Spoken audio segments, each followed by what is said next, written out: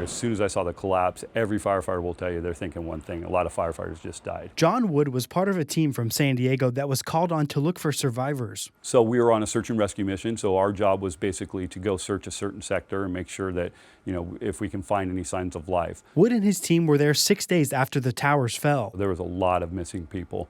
And so one of our big things that we found out all these years later, thinking about, reflecting on it, is that bringing back closure to families was important.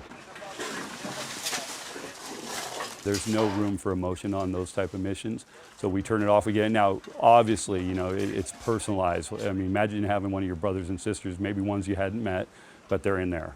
And so when you're finding turnouts or you're finding out a piece of a breathing apparatus or 2 Port Authority officers like we did, that's our family. Wood hopes the memory of what happened is never lost. One of the big things that I always look at is we will never forget, right? So seeing the interviews, the stair climbs, the education of our children, seeing all that happen is so very important. That looks like a second plane has just hit. This is the police cruiser that responded to the 9/11 attacks. If you take a look at it, it's here on display at the San Diego Air and Space Museum. It was badly damaged when debris fell from those towers when they collapsed. You can see the windows were broken, the front bumper came off, and the exhibit also includes some debris that was collected from Ground Zero. Now you have a chance to come check this out yourself. This exhibit is on permanent display. Matt Hoffman, KPBS News.